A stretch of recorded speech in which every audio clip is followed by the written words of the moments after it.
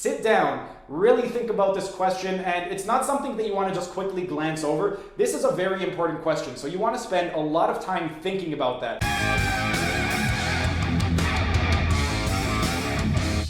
Hey everyone, thanks for tuning in. Today I'm going to be teaching you how to build your legacy. But before we start, if you enjoy these types of videos, be sure to smash that like button so I know to make more of these types of videos in the future. And if you're either new to the channel or haven't subscribed yet, be sure to subscribe to the channel and hit the notification bell, as I will be uploading new videos every single day. Now on to the topic at hand. How exactly can you build your legacy so that you live the most fulfilled life possible? Well, in order to answer that question, I'm going to be breaking this video down into several topics, and I will be including a list of all those topics in the description section. So if there's a particular topic that interests you and you don't want to watch the entire video, go ahead, look in the description section under the timestamps and skip ahead to the section that interests you.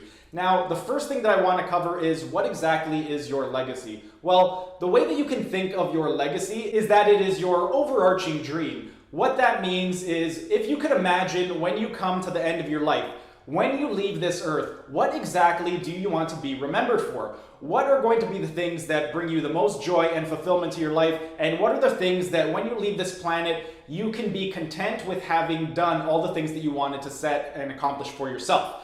If you can come up with a list that fulfills all of that criteria, then you will have lived a life full of fulfillment and you will leave this planet happy with everything that you've accomplished in life. One of the main problems with people and determining what exactly your legacy or overarching dream is that a lot of people are living the lives that they don't want. And the reason that a lot of people are living the lives that they don't want is because they haven't determined what exactly their legacy is. And determining your legacy is going to be very important, because your legacy is going to help you to determine what goals you should set in order to create the most meaning and fulfillment in your life. If you don't have an overarching dream to your life, then your goals are going to be more superficial and they're not really going to have a lot of impact on you. Whereas if you can have a very specific dream or legacy to your life, and then you can create specific goals around that legacy, it will be much more effective when it comes to goal setting. And by creating very specific goals, you will create more fulfillment and joy in your life if you live your life according to those goals and your dream. And this is also one of the reasons why a lot of people live lives and are not happy with their lives. Because if you don't know what happiness looks like, then how do you know when you have it? That's a very important thing when determining what your legacy is. Because if you can create a legacy and live your life according to your legacy, it will bring you happiness in your life because you are living your life with purpose. You're not just mindlessly going through your day. One of the main problems with determining what exactly your overarching dream is or your legacy is that a lot of people don't know what their dream is. Now, as someone who has been coaching professionally for over 16 years, this is one of the most important questions that I ask to my new clients, and it's also one of the first questions that I ask them. And surprisingly, most people, when I ask them what exactly their dream is or what their legacy is, they do not have an answer. Which is not really surprising, because a lot of people never really take the time to sit down, self-reflect, and think about what exactly they want their lives to look like. Most people, they tend to focus on short-term goals. They don't really look at the big picture. So if you don't know what exactly your dream is, another question that you could ask yourself in order to determine your dream is, what is your nightmare? This question is going to be really important if you don't know your dream, because if you know what your nightmare is, then you could just reverse engineer that list and create your dream from that list. Now, one of the really important things when answering this question, what is your nightmare, is think of all the things in your life that are not going right for you right now, and what is the one thing where if you resolve that one thing, it would alleviate the most amount of stress in your life. Write out a whole list of everything that is wrong and then prioritize them in order of what is causing you the most stress and what do you need to do to correct all of those issues. Once you have an entire list, that'll give you a good idea of what you don't want in your life. And then once you know what you don't want in your life, then you could use that list to reverse engineer it and just flip it on its head and determine a list of things that you actually want from your life. Once you have a list of all the things that you want from your life, then you could start to set goals that are actually meaningful to you and that will bring you some sense of fulfillment. Most people don't know what their goals are. I remember when I was first starting out, I used to do assessments all the time when I was working in these big box gyms, and every time I would get somebody coming for an assessment, I would always ask them for their goals, and they always would either tell me I don't know what my goal is, or they would ask me what I thought their goal should be.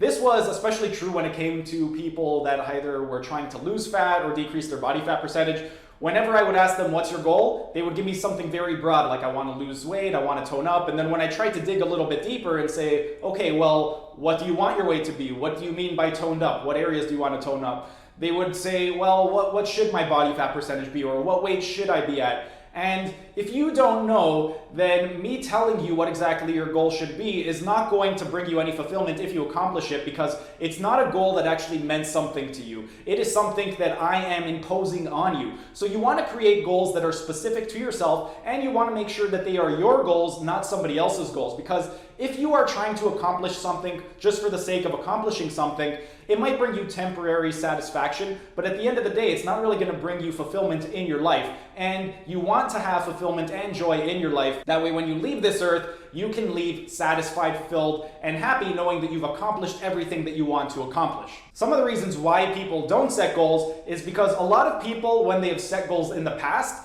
they have failed at them, and that discourages them from setting future goals, because if you don't set a goal, then you can't fail at that goal. And while there are some pros in that, the pro being you don't have to worry about failing, the cons outweigh the pros. And the con is, while you don't have to worry about failing, you're also never going to be content with your life, and you're never going to accomplish anything that's really going to mean anything to you. So while failure is a risk of setting goals, the reward of accomplishing things that mean something to you and that are going to bring your life joy, fulfillment, satisfaction, those are going to far outweigh the cons of possibly failing at achieving the goal that you've set for yourself. So while you do have a chance of failing, the pros of succeeding at accomplishing goals that mean something to you are far going to outweigh that con. So don't let failure be a deterrent to setting goals that will improve your quality of life and bring joy and fulfillment to your life. Another one of the reasons why people tend to fail when setting goals is that they set too many goals. I remember when I was younger, I used to give my clients just a whole laundry list of things that they needed to do to accomplish the goal that they wanted. And when you set too many goals, the chance of failing is going to increase exponentially. Leo Babauta, he has this book called The Power of Less, and in The Power of Less, he brings up this point of if you create more than one goal, you are going to very likely fail. The failure rate is almost 100%. Whereas if you set one specific goal and just focus on that one goal or one habit for 1 month, the chances of success of accomplishing that one goal or habit is going to be anywhere from 50 to 80%. And there have also been research studies done on goal setting and how exactly you can succeed and fail depending on how many goals you set. There was some research studies that had reported that if you set one goal and focus on that one goal, your chance of success is going to be roughly 80%. If you try to set two goals and focus on those two goals, your chance of success is going to drop down all the way to 35%. And if you set 3 or more goals and try to put all of your energy and time into accomplishing those 3 goals, your rate of success is going to be less than 5%. So when you are goal setting, one of the most important things that you could do is don't overwhelm yourself by creating a whole list of goals. Rather, what you want to do is choose one goal. What is the one thing that if you were to accomplish that and if you were to change that thing in your life would bring about the most change? Because if you can change just that one thing in your life and you feel better and you perform better, then that is going to motivate you to set bigger and better goals in the future. So you want to be able to set a goal that you know you can accomplish, and you want to focus just on that one. That is an important thing that I just mentioned. Set a goal that you know you can accomplish. Let's say your goal is to lose weight, and you've heard that you have to go to the gym 6 times a week and work out for an hour every single day. Well, do you know 100% that you can accomplish that goal of going to the gym 6 times a week for 1 hour every single day? If you're not 100% positive that you can accomplish that goal, then lower your goal a little bit. You don't need to work out 6 days a week. How about 4 days? Can you do 4 days a week for an hour? No? Well, how about 3 days a week for 30 minutes? Can you do that? If you can say 100% yes, I can work out 3 days a week for 30 minutes every single time, then just focus on that. If you manage to get in more during the week, great, but focus on getting in at least 3 workouts of 30 minutes every single day. Same thing with nutrition. Let's say your main priority is your health and you need to improve your nutrition to improve your health. Well, instead of trying to change your entire diet all at once, A better strategy would be focusing on one habit. So are you drinking enough water? If you're not drinking enough water, then that could be your goal for that month. Ask yourself, can I accomplish the goal of drinking half my body weight in ounces of water every single day for the month? If that goal is too big for you and you don't think you could accomplish it, well, chunk it down. So if you can't consume half your body weight in ounces, can you consume a quarter of your body weight? If you can answer yes, if you can say 100% I can do that, I know I can do it, then focus on that. If you can do that for a month straight, then you could gradually increase your water consumption. Those are just a couple of examples, and you can apply that logic to any type of goal that you are setting. Ask yourself, is there a 100% chance that I can complete this goal? It doesn't have to be 100, but if you can answer 9 out of 10 or 10 out of 10, yes, I can complete this goal, then that is a good goal for you to focus on and a good habit for you to focus on. If you don't think that on a scale of 1 to 10, either a 9 or a 10 you can accomplish that goal, then either chunk your goal down a little bit or choose another goal and wait until you have a little bit more motivation to go after some of those bigger goals. But you want to focus on goals that you know you can accomplish, because if you know you can accomplish it, then you are going to see results when you accomplish those goals. And when you see results, you're going to be more likely to adhere to other goals that are bigger that you set in the future. But if you fail at these goals in the early stages, chances are you're going to stop with goal setting and you're going to fall into the same habit that most people make, which is not even setting goals. Aside from setting too many goals, another mistake that most people make is that they don't set the right goals. A lot of times, goals that people set, they're going to either be very superficial, or it's going to be goals that, as I stated earlier, other people impose on them. And if you're setting goals that are more superficial and don't mean anything, again, they'll give you temporary satisfaction. You might feel good for a short period of time, but they're not really going to motivate you to do bigger and better things in the future. And if you accomplish them, they're not really going to bring that much fulfillment to your life.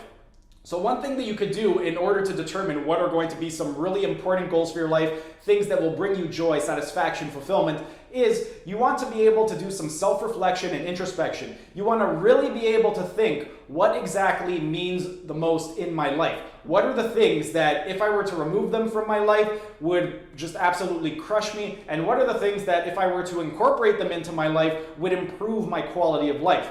Sit down, really think about this question, and it's not something that you want to just quickly glance over. This is a very important question, so you want to spend a lot of time thinking about that. You want to really reflect on your life and what are the things that are going to bring you the most amount of happiness and joy in your life. Once you can create an entire list of all the things that are going to bring you happiness and joy, then you can determine some goals to get you to that point. One of the things when it comes to goals is, if you want to set meaningful goals, you're going to have to determine what your core values are. Now, I've already discussed core values in a few other videos briefly, so I'm not going to discuss it too much today because I'm also going to be discussing it next week in more detail. But I do want to go over core values one more time in this video, as it does relate to determining what your legacy is going to be. One of the things when it comes to core values is you want to be able to ask yourself this one question.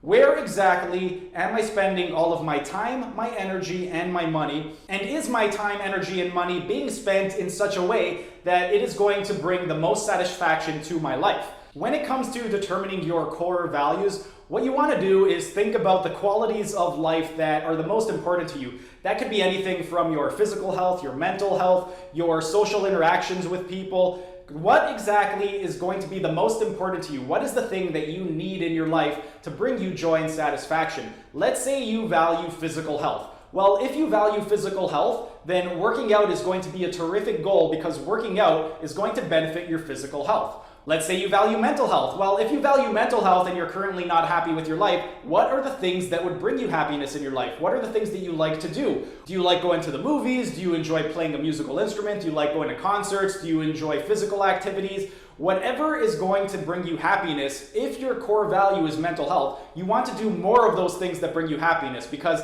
the more happy you are, the better your mental health is going to be. And the better your mental health is going to be, it's also going to translate into physical health, because if your mind is unhealthy, then you're not going to be motivated to do all those other things that will bring you physical health. And one other thing I would like to touch on when it comes to determining your core values, I've already said this a little bit earlier, but most people tend to adopt the core values of either their parents or family members, and sometimes their friends. So the core values that they adopt If you adopt those core values and you try to set goals around those values, they're not really going to bring you joy and fulfillment because they don't really mean that much to you. You are doing them because they were instilled in you from either a parent or a family member or a friend, and you want to make sure that your core values are your own. You don't want to just be doing things for the sake of other people. Yes, we do live in a social world where we have to interact with people, but you should not have to sacrifice your own happiness and your own life for the sake of other people. You want to be able to service yourself first. Once you can bring joy and fulfillment to your life and you are the best version of yourself possible, you will be much better equipped to help other people out. If you are not happy with yourself, then it's going to be much more difficult to help other people out. So if you do enjoy helping people, you need to help yourself first. You can think of the analogy of when you go on a plane, how they tell you not to put the child's mask on first, but you need to put yours on before you put the child. And one of the reasons why that really resonates and is really important is because if you put the child's mask on first, then you might lose consciousness, and then if something happens to you, then that child is going to be left alone. Whereas if you put your mask on first, then you are going to be taken care of and you can then take care of the child. So you want to make sure that when it comes to determining your core values, you focus on yourself first, because if you focus on yourself first and you build yourself up, you are going to be a much stronger person and you will be much better equipped to be able to help other people around you. And if your main objective is helping others and being of service to other people, then you want to be able to make sure that you yourself are in your optimal form, because if you are in your optimal form, you will be much better equipped to help other people out. And one final thing that I would like to touch on when it comes to determining your core values is your core values. You have short-term goals, medium-term goals, and long-term goals. You can refer to them as I goals, we goals, and all goals. Your I goals are going to be the ones that are just for you. You're not thinking about anyone else. And those should be the first type of goals that you focus on, because as we stated earlier, if you're not healthy and you're not really happy with your life, then it's going to be much more difficult for you to help others in their lives. Once you've set your I goals and you've accomplished those I goals, then you can focus on your we goals. Your we goals, those are going to be the goals that you set for not only yourself, but your close circle of your friends and family members. What do you want to accomplish for your life that will also help them with their lives? Once you've accomplished those goals, then you can think about your all goals. Your all goals, this is going to relate back to your legacy. This is how are you going to help the people outside of your close group of family and friends? So how are you going to help your community? How are you going to help the planet? Once you have a list of your all goals, that is going to be your legacy. And once you've already accomplished your I and we goals, to be able to create goals related to your legacy and actually bust your butt to accomplish those goals is going to be much easier. Because if you try to focus on other people or things like the entire world fixing the world's problems without fixing your problems first, you're not going to be that effective. You need to focus on yourself first. I'm going to be getting more into core values next week. I want to dedicate an entire video just to goal setting and core values, so I'm going to leave it with that for core values. But that's pretty much it for today's video. If you enjoyed the video, be sure to smash that like button so I know to make more of these types of videos in the future. And if you're either new to the channel or haven't subscribed yet, be sure to subscribe to the channel and hit the notification bell, as I will be uploading new videos every single day. That's it for today's video. Thanks for tuning in, and I will see you again tomorrow.